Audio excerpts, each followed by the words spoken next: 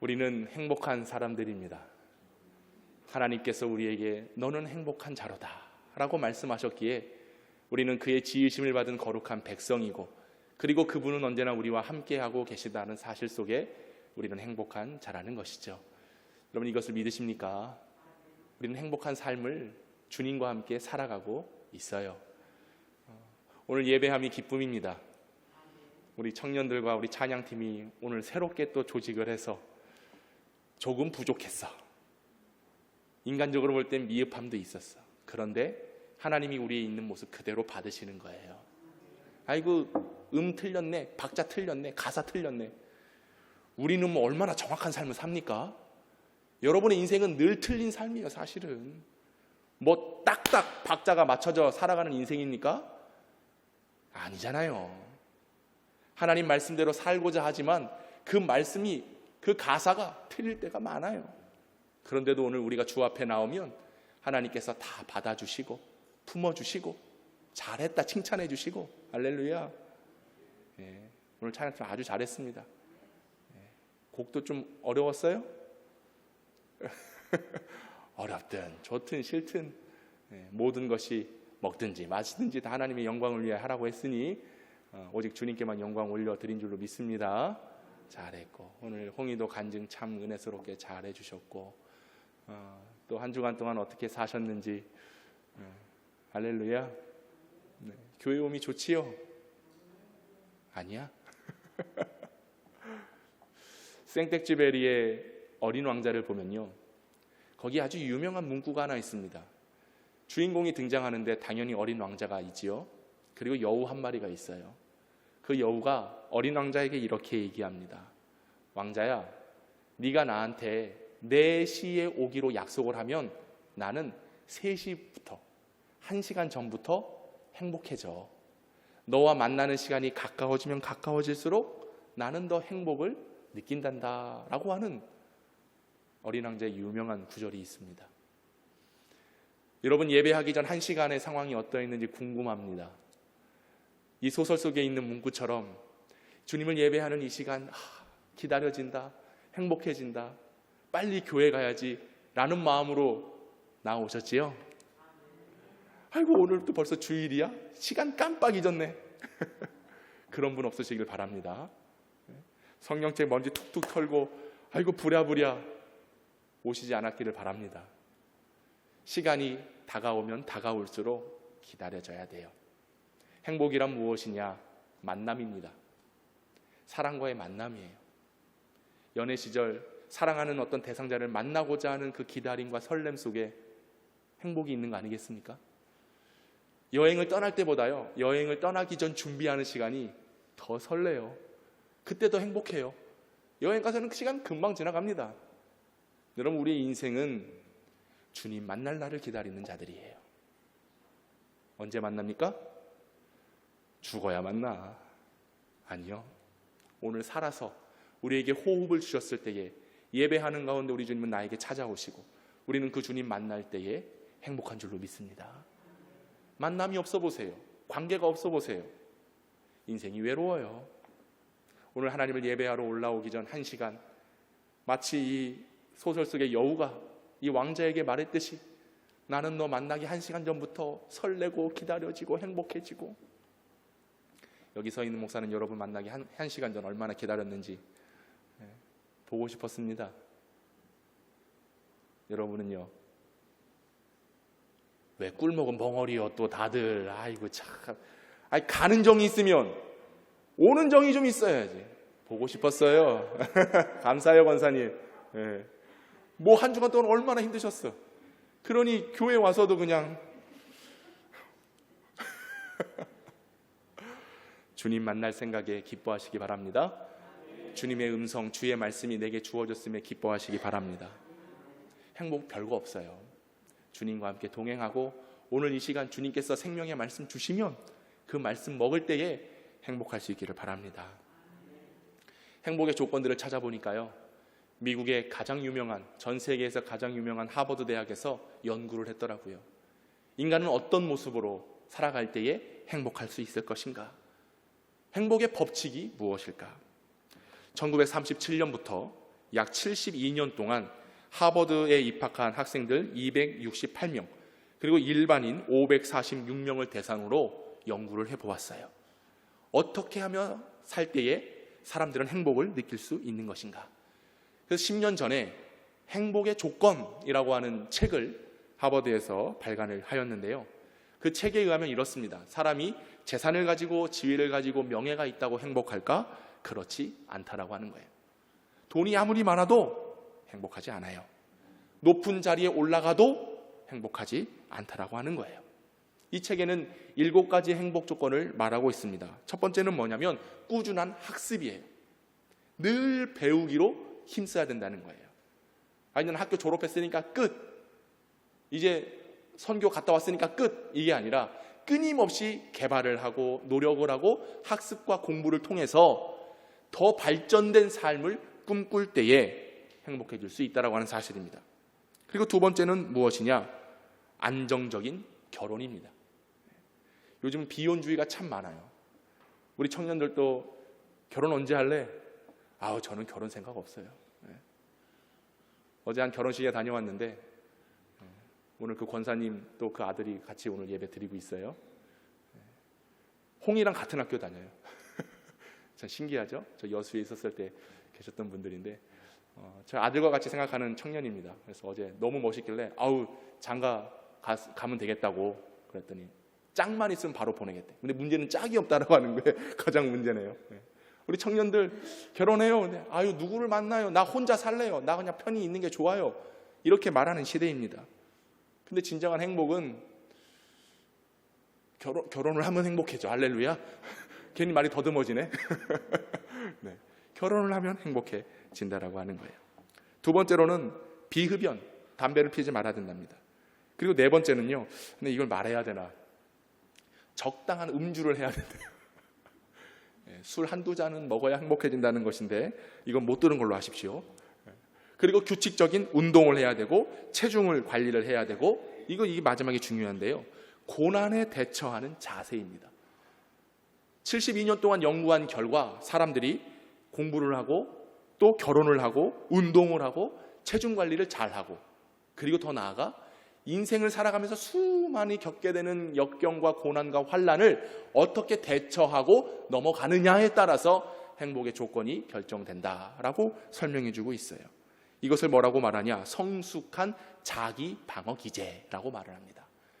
우리가 성숙한 인격, 성숙한 삶, 보다 안정적인 삶을 살기 위해서는 그저 좋은 것들도 중요하지만 안정된 것도 중요하지만 현재 닥치고 있는 우리의 인생과 육신의 고락 속에 이 역경을 어떻게 넘어서는가, 어떻게 방어를 하고 어떻게 해결해 나가느냐에 따라서 행복이 결정된다라고 하는 거예요. 그래서 고난과 환경을, 시험을 잘 이겨낼 수 있는 힘을 길러내는 것, 이것이 행복의 조건이라고 말하고 있습니다. 자기 방어 기제를 그러면 어떻게 잘 넘어갈 수 있고 자기 방어 기제를 통해서 어떻게 행복을 추구할 수 있겠는가? 저는 3가지를 말씀드리려고 합니다. 첫 번째는 뭐냐면 이타주의예요. 이타주의. 행복은 개인으로부터 오는 것이 아닙니다. 행복은 타인으로부터 주어진다라고 하는 사실이에요. 혼자 아무리 나는 괜찮아, 만족해, 이만하면 됐어 라고 해도요, 다른 누군가로부터 인정을 받지 못하면 그때부터는 마음이 외로워져요. 누군가의 동의가 필요합니다. 인정이 필요한 거예요. 그래서 여러분, 부모는 자식을 보면서 행복감을 얻어요. 자녀들도 그럴 수 있기를 바라는데 부모를 보면서, 가족을 보면서 행복해야 되는 거예요. 이기적인 생각으로는 결코 행복해질 수 없습니다. 타인, 다른 누군가로부터. 여러분 그렇잖아요. 내게 어떤 자랑거리가 있어요. 근데 이걸 막 자랑을 얘기한단 말이죠. 근데 이것을 다른 누군가로부터 그래? 야 좋겠다, 행복하겠다, 잘 됐네, 이런 동의를 얻을 때에 만족과 성취감을 얻는 거예요. 근데 자랑거리가 있어도 어떤 자랑할 데가 없어, 말할 데가 없어, 인정받지 못해. 그러면 어떻게 하겠습니까? 슬픈 거예요. 그 인생이 행복해질 수 없다라고 하는 사실입니다. 타인으로부터 얻어지는 것. 목사의 행복은 성도들이 믿음 안에서 잘 자라나는 거예요. 성도의 행복은 세워진 목사가 딴짓거리 안 하고 목회 잘하고 기도하면 행복한 거예요. 저는 여러분의 믿음이 잘 자라서 행복합니다. 여러분은요? 불행해? 자꾸 오늘 뭐가 안 맞네. 제가 하나님 바라보며 하나님 두려워하며 목회할 때에 이렇게 세워지고 서 있는 목사를 보며 여러분도 행복하셔야 돼요. 진정한 행복은 거기서 온다라고 하는 거죠. 그런데 우리가 이타주의를 얘기할 때에 필요한 것이 있어요. 자기 희생입니다. 내가 사실 희생해야 돼요. 내가 자랑하고 드러내고자 할 때도요, 내가 그 상대방을 향하여 겸손히 행하고 낮아지고 베풀고 돕고 이런 희생이 있을 때에 내게 참 행복이 주어진다라고 하는 사실입니다. 내게 마음에 맞는 사람들, 말이 통하는 사람들, 이런 사람들하고는요 언제든 가까워질 수 있어요. 근데 때로는 마음이 안 맞고 대화가 안 되고 이해가 안 될지라도 나를 희생하고 포기해요. 그리고 다가가서 안아주는, 이것이 이타주의의 진리입니다. 여러분들이 그럴 때 참된 행복을 느낀다라고 하는데, 교회 안에서 성도들 간 서로 상대방을 우애해주고 존경해주고 높여주고 사랑해주고 받아줄 수 있는 그런 관계가 될 수 있기를 바랍니다. 그런 자들은 행복해요. 두 번째로는 금욕주의입니다. 살면서 욕심이 얼마나 많은지, 인간의 이 욕구 충족을 해결할 길이 없는 겁니다. 하지만 우리는 금욕주의, 절제하고 포기하고 쾌락을 없애고 나의 인생이 나의 삶만을 위한 것이 아니라 하나님의 영광을 드러내고자 하는 삶을 살고자 한다면 그 속에 하나님의 충만한 역사로 주의 뜻을 이룰 수 있음을 기억하시기 바랍니다. 욕심 부려줘 봤자요 거기까지예요. 제가 오래전에 어떤 분에게 이런 얘기를 들었는데, 우리에게는 좀 해당 사항이 안 되는 얘기입니다. 어떤 얘기냐, 그분이 상당한 재력가예요. 돈이 꽤 많아요. 그런데 뭐라고 말하냐, 내가 100억을 모을 때까지 나는 일을 멈추지 않겠다. 100억 모아지면 그때 베풀고 나누고 가족들을 위해 섬기겠다. 헛소리를 하더라고. 그래서 아이고, 한심하다, 한심. 우리는 뭐 100억 와닿지 않는 얘기지만 좀 우리 선에서 얘기해 볼까요? 우리가 그래요. 한 1,000만 원 모을 계획을 갖고 있어. 수중에 500~600만 원이 있습니다. 그거 마음껏 써도 상관이 없어요.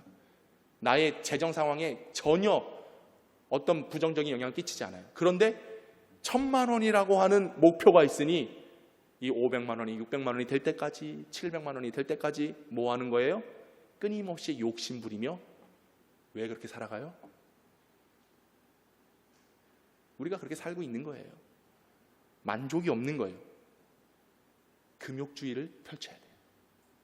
이 욕심에서부터 벗어나야 된다고 하는 것이죠. 그리고 행복하기 위해서는 유머가 필요합니다. 곧 웃음이 필요하다는 말이에요. 억지로라도 웃을 수 있어야 되는 거예요. 불쾌하고 짜증을 내면요, 그것이 나에게 그대로 질병으로 다가옵니다. 그리고 그 짜증과 불만이 상대방을 상처지게 해요. 공동체가 깨지게 돼요. 결국 웃지 못하고 결국 기쁨을 소유하지 못하면 우리 모두가 불편해진 관계가 되는 겁니다. 요즘 뉴스 보기가 참 어렵습니다. 뭐 껐득하면 칼 들고 나왔네, 몽둥이로 때렸네, 대낮에 한복판에, 저 가까운 신림동, 얼마 전에는 칼부림이 나더니 엊그저께는 지나가는 여성 대낮에 성폭행, 오늘 아침에 뉴스 보니까 죽었다라는 뉴스가 나오더라고요. 이런 불쾌지수가 막 늘어나는 거예요. 불만들이 넘쳐나는 거예요. 주어진 조건 속에 행복을 누리지 못하고 늘 불평으로 살아가는 거예요. 그 이유가 뭐냐? 기쁨이 없어요. 강팍해요. 웃음이 없어요. 때로는 농담도 하고요, 좀 밝게 웃고 화목을 일꿀 줄 아는 그런 마음의 상태가 필요하거든요. 근데 우리는 웃지 못해. 한 일간지를 보니까, 과학 일간지입니다. 사람이 약 80의 인생을 살 때에 평생 어떠한 모습으로 살아가는지 계산을 해보았더니요, 사람은 80년 인생 속에 22년 동안 잠을 잔대요. 더 자는 사람도 있어. 한 30년 가까이 주무시는 분들이 계세요. 22년을 잠을 자고 26년 일합니다. 그리고 화장실 가는 시간이 3년 6개월. 80평생 거의 4년 가까이 변기통 붙잡고 있는 겁니다. 근심하고 걱정하는 시간이 6년 7개월. 그렇다면 웃는 시간, 80년의 인생 속에 웃는 시간은 얼마나 될까요? 한번 생각해 보세요. 빨리. 얼마나 될 것 같으세요? 아까 일부 예배 때 어떤 분이 그러시더라고요. 한 2년, 3년 웃지 않을까요? 그 조사에 의하면 80년 세월 동안 웃는 시간은 30일밖에 되지 않는다고 합니다. 그래서 제가 그랬어요. 2년 정도 웃으면 그 미친년이다. 정신이 좀 반 나가야 그냥 이러고 그냥 그래야지만 2년 정도 가능한 거지. 여러분, 우리의 인생이 딱 고작 30일 웃고 만다라고 하는 거예요. 우리 인간의 얼굴 표정이 약 700가지의 표정을 지을 수 있다 그래요. 근데 우리는, 특별히 한국 사람은 딱 4가지 표정만 지을 수 있어요. 어떤 표정이냐? 지금 여러분들이 짓고 있는 무표정, 또 뭐가 마음에 안 들었는지 지금 찡그리고 있는 그 찡그린 표정, 화난 표정, 요 3가지에, 그리고 가끔 가다 이래도 안 웃어, 이래도. 700가지의 표정을 지을 수 있지만 우리는 고작 30일밖에 웃지 않는 인생을 산다는 거예요. 무표정이 전 제일 무서워요. 예배 드리면서 성도들 이렇게 보고 있으면 과연 저분이 무슨 생각을 하고 있을까? 어떤 분은 막 은혜 받는 분들이 계셔. 막 얼굴 꽃이 피고 난리가 나는데도 그냥 울든지. 복음서에도 말씀하고 있잖아요. 장사 지내어 나가는데 우는 자들이 없어. 잔치치고 깽가리 치는데 웃는 자들이 없어. 이게 마지막 시대의 표징이에요. 여러분, 억지로라도 좀 웃으세요. 억지로라도. 우리가 살면서 참 행복할 조건들 많이 있습니다. 그런데 우리는 그 행복의 조건들 속에 감사를 찾지 못하고 만족을 찾지 못하는 거예요. 웃을 수 있는 일들이 충분히 있으면서도 우리는 웃지 못하는 겁니다. 5분간만 웃어도요, 주사약으로 따지면 이 엔돌핀 약이 한 500만 원 가치가 된대요. 5분만 웃어도 여러분 500만 원 버는 거예요. 30초만 화끈하게 웃어도요, 하루를 더 살 수 있다고 합니다. 30초만 웃어도. 또 여기 보면 샤워할 때 여러분들 이러면서 샤워를 하는 거예요. 그러면 피부가 탄력이요, 여러분들 주름진 이유가 있는 거예요. 샤워할 때도 웃으면서 샤워, 일할 때도 웃으면서 샤워하면 스트레스가 해소된다. 그리고 웃으면 인간관계 회복이 있어요. 저는 뭐 드러낼 거 없는 사람이거든요. 근데 많은 분들이 목사님은 참 잘 웃어서 좋아요, 이런 얘기를 해요. 저희 딸들이 그래요. 아빠, 좀 가식적으로 웃지 마. 내가 언제 이렇게 웃는 게 아빠 가식이야 그러더라고. 아니야. 사실 맞아. 먹고 살려고. 이렇게라도 웃어야죠. 웃어야 돼요. 사랑하는 성도 여러분, 행복하십니까? 행복의 이유가 어디 있습니까? 여러분, 나의 인생에서 행복의 조건을 찾으면 행복할 수 없어요. 왜? 우리는 철저히 개인주의예요. 이타주의를 할 수가 없어요. 나만 생각해. 지 잘났다고 살아가는 인생입니다. 근데 무슨 타인을 생각하겠습니까? 무슨 희생이 있겠습니까? 그럴 수 없어요. 금욕이요? 아니죠. 1000만 원이 뭡니까? 2000만 원 될 때까지 더 힘쓰고 노력하고 애쓰는 게 바로 우리 인생입니다. 웃을 일이요? 그깟 웃음, 사치라고 생각을 하는 거예요. 그런데 우리는 성도들이잖아요. 그리스도인이잖아요. 예수님께서 보여주신 건 뭡니까? 나를 위해 이 땅에 오셨어요. 나를 위해 하늘보다를 버리셨어요. 욕심 부리지 않으셨어요. 십자가까지 지셨습니다. 나를 위해. 그리고 그분이 내 인생에 찾아오셨을 때의 진정한 인생의 행복을 우리는 고백할 수 있습니다. 진정으로 웃을 수 있어요. 내 영혼이 미소 지을 수 있습니다. 왜? 하나님이 너희는 행복한 자로다. 너희는 행복자야. 내가 너희에게 구원을 베풀었고 너희에게 독생자를 줄 것이며 너희가 모든 입고 먹고 마시는 것을 내가 다 책임져 줄 것이니 너는 행복자 아니겠느냐? 여러분, 우리는 행복자 맞지요? 행복의 이유가 하나님께 있습니다. 오늘 그래서 본문에 모세가 백성들에게 우리는 행복한 사람들이야, 너희는 행복한 사람들이야 라고 말하고 있는 이 본문은요, 이제 이스라엘 백성들이 40년 광야 생활을 마치고 가나안 땅에 들어가기 직전입니다. 모세가 이 지파별로 축복하고 예언하고 이제 우리가 가나안 땅에 들어가면 우리 행복하게 살자, 이 고별 설교를 백성들에게 하고 있는 대목이 오늘 본문으로 삼고 있는 신명기 33장, 34장의 내용입니다.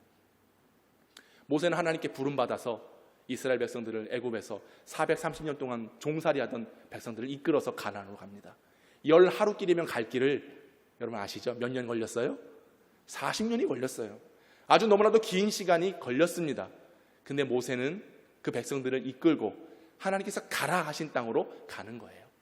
이제 약속한 가나안이 40년의 시간이 흐른 후에 눈앞에 보이는 것입니다. 이스라엘 백성들이 광야 생활을 이제 마무리하고 행복의 길로 들어서려고 하는 이때에 저는 이 모세의 말을 보면서 우리는 행복한 자다, 너희는 행복한 자들이다, 우리는 하나님의 백성이다 라고 말을 하고 있는데 뭔가 허전함과 아쉬움이 느껴져요. 왜 그러냐?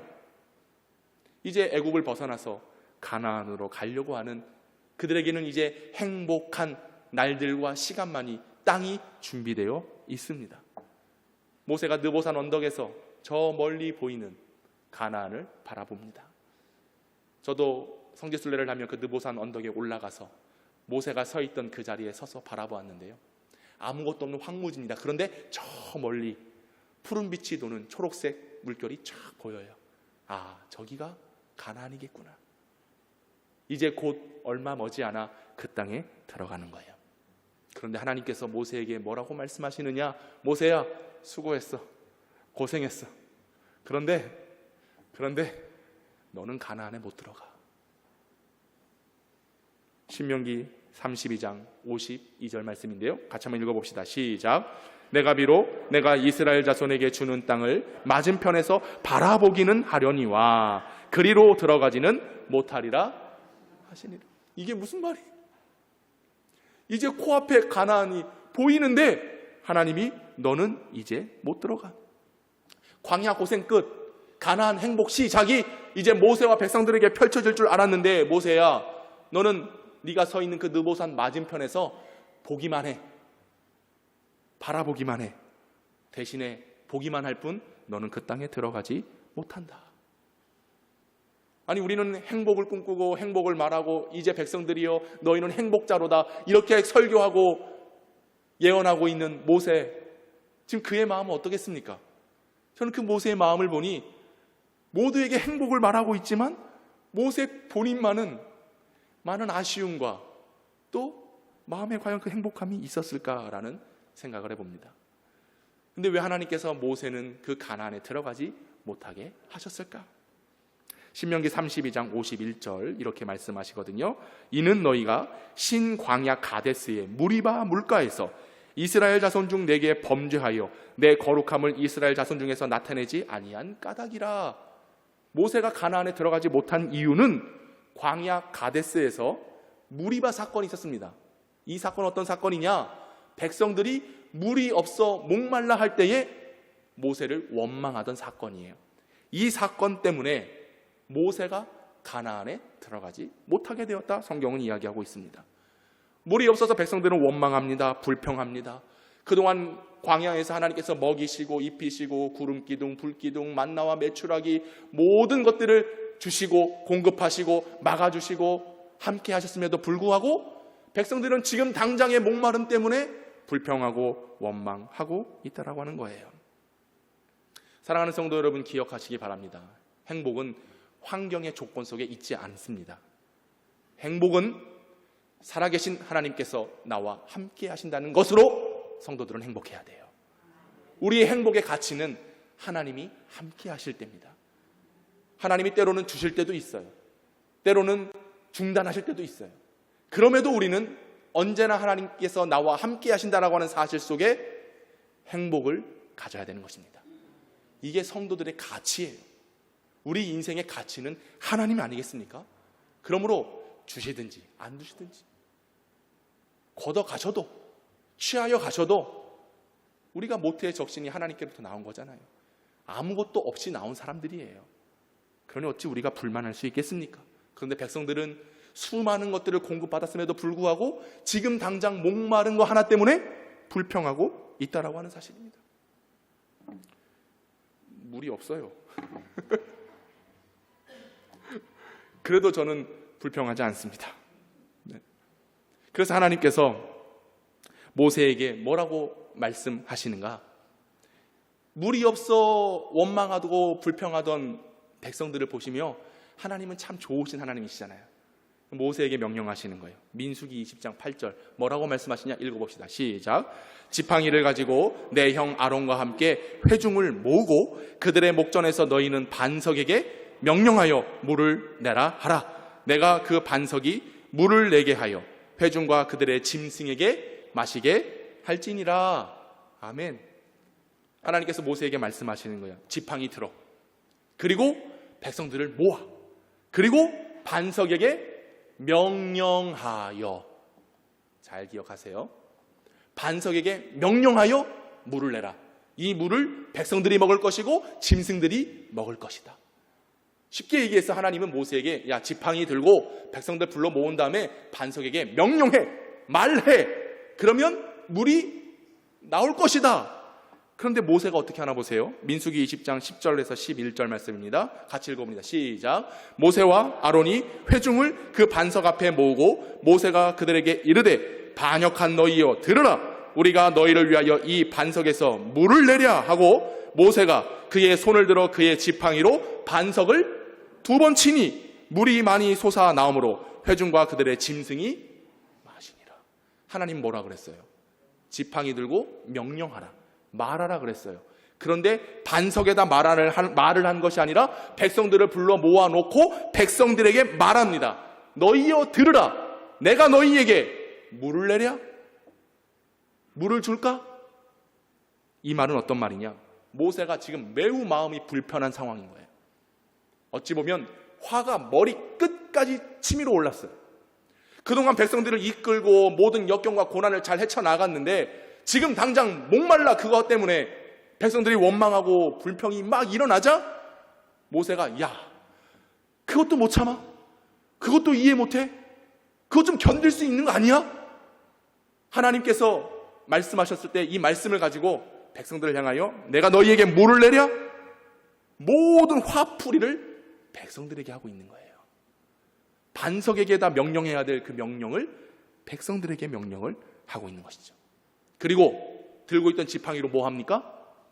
반석을 쳐요. 몇 번? 맞습니다. 하나님은 분명 반석에 명령하여 물을 내라고 말씀하셨어요. 근데 모세는 화가 나서 분노에 차올라서 짜증이 나서 지팡이로 반석을 냈다 2번 내려치는 것입니다. 이스라엘은 누구의 백성입니까, 여러분? 누구의 백성이에요?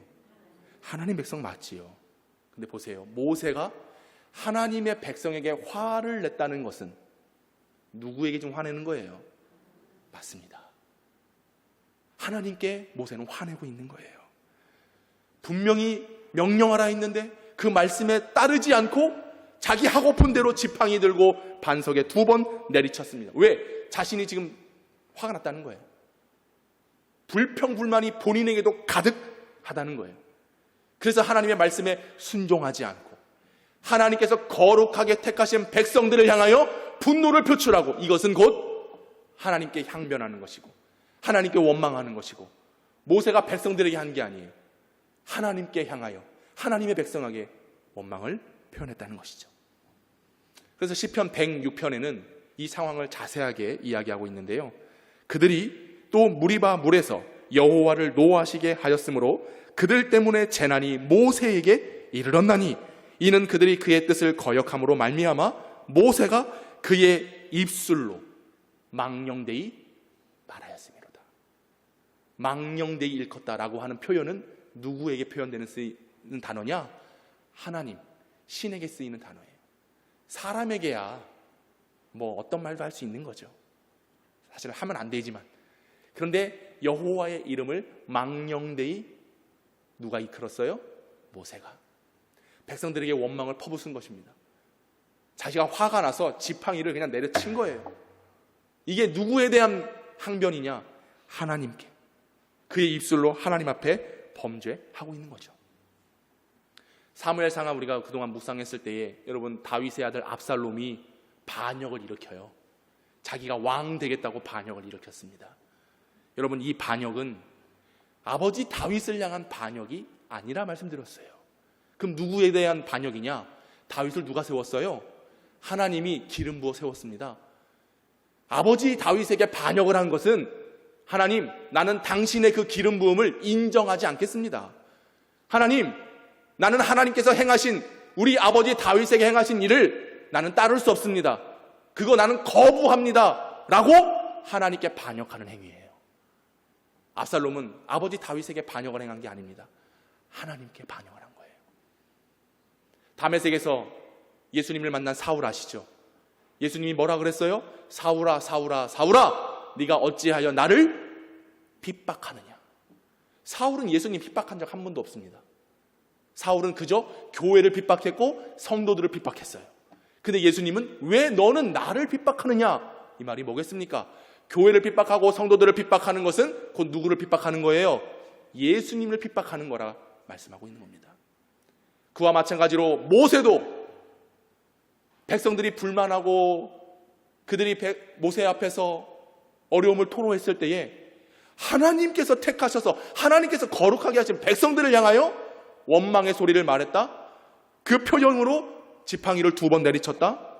이 역시 하나님께 향한 원망이에요. 하나님께 향한 반역이에요. 하나님을 핍박하고 있는 모세입니다. 그래서 무리바 사건 때문에 모세 너는 가나안 땅에 못 들어가. 그래서 모세는 가나안을 눈앞에 두고도 들어가지 못하게 되었다는 거예요. 여러분, 우리도 그렇습니다.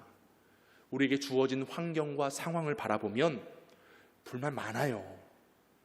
화를 분출하고 싶은 것이 얼마나 많은지 모릅니다. 짜증이 납니다. 더군다나 참 그러면 안 되는데 교회가 어쩜 세상보다 못해요. 성도들과의 관계가 평화의 관계보다 불화의 관계가 더 많아요. 교회에 대한 거짓 여론들이 막 형성이 됩니다. 서로 사랑하지 못합니다. 보고 듣는 것이 전부가 아닌데 그걸 보고 말하고 행동합니다. 여러분, 그 속에 그런 마음의 상태에 과연 행복이 있겠냔 말이에요. 행복 없어요. 결국 그런 상태는요, 하나님과의 관계가 깨져버리고 말아요. 사람들과의 관계가 깨져버리고 말아요. 내 신앙은 반드시 교회로부터 출발을 해야 되는데 교회 안에 생겨진 문제들 때문에 내 신앙이 깨져요. 더 나아가 나의 삶이 깨어버리고 만나라고 하는 것입니다. 사랑하는 성도 여러분, 교회를 통해 역사하시는 하나님을 신뢰하셔야 돼요. 교회를 통해 일하시는 하나님을 가까이 하셔야 됩니다. 여러분의 인생의 행복은 주의 전을 가까이 할 때예요. 말씀을 가까이 할 때예요. 우리 주님을 가까이 할 때예요. 또 가능하시다면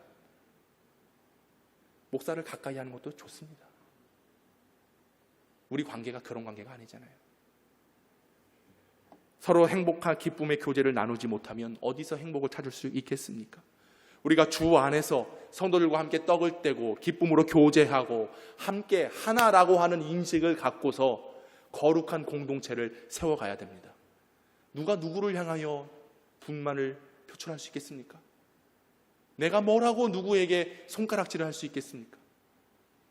나도 겨우 구원받아서 나도 겨우 하나님의 자녀가 되었는데 내게 무슨 자랑이 있고 내게 무슨 유익이 있다고 교회를 흐트러뜨리고 성도들 간의 이간질을 일어날 수 있겠습니까? 주 안에서 하나라는 사실을 여러분 기억하시기 바랍니다. 여러분 손 안에 들고 있는 그 지팡이가 무엇인지 보세요. 혹시 세상에 돈 아닙니까? 이 돈으로 휘둘러요.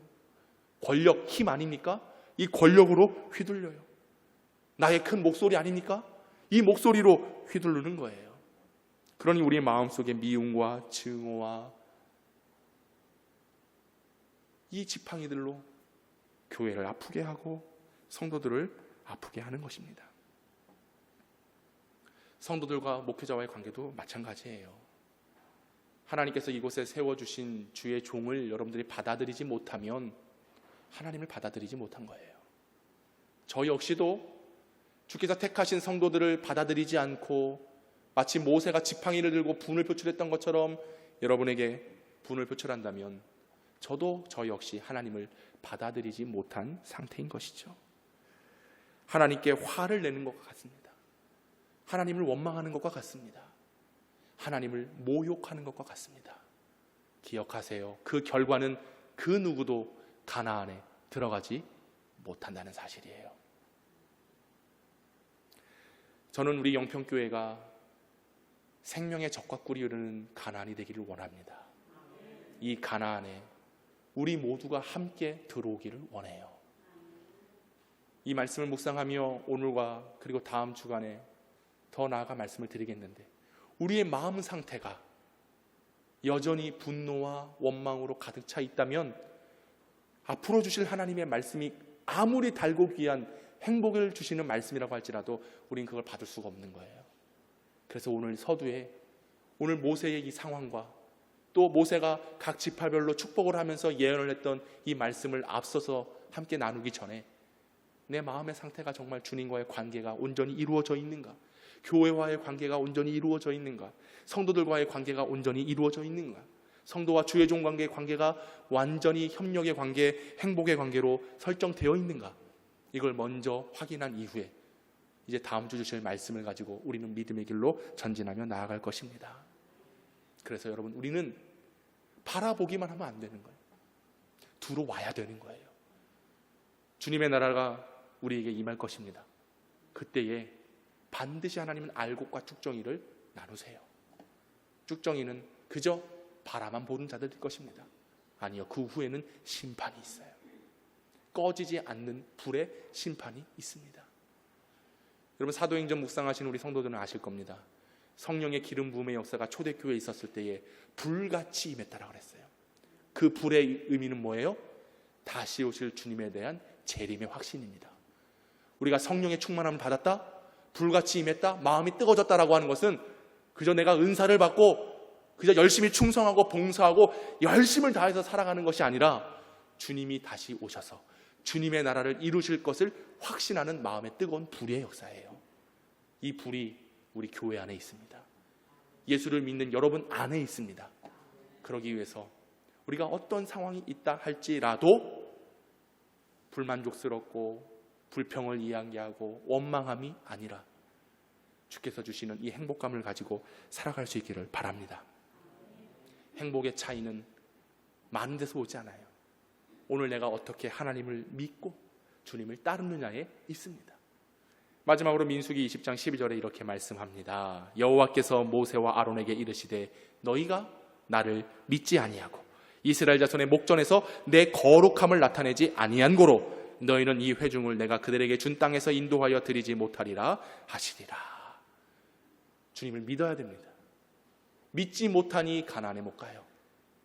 하나님의 거룩한 뜻을 행하지 못하니 가나안에 들어가지 못해요. 저와 여러분은 주의 뜻 가운데 거룩함으로 구별된 하나님의 자녀들인 줄로 믿습니다. 주의 자녀들은 하나님을 믿는 거예요. 하나님을 섬기는 거예요. 하나님만 바라보는 거예요. 그분이 주시는 것으로 먹고 마시며 살아가는 거예요.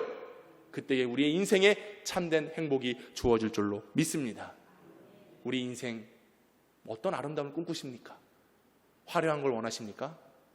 그런데 우리는 결코 화려하지 못해요. 주어진 것에 감사할 줄 아는 마음도 필요하지요. 내게 주신 것, 이것을 가지고 하나님의 영광을 드러내야 돼요.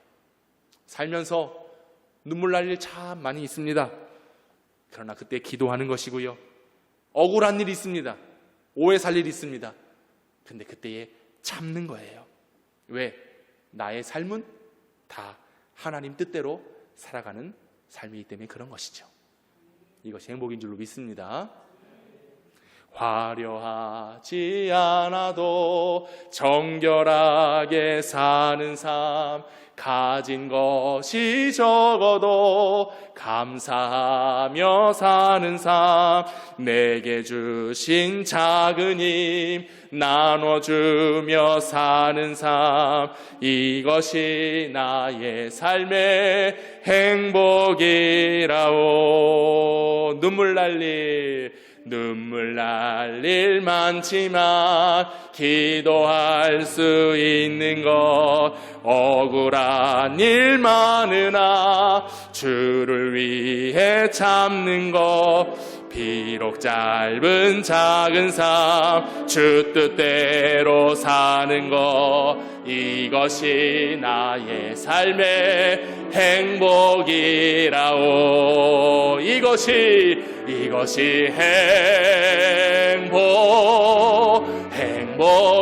행복이라오. 세상은 알 수 없는 하나님 선물 이것이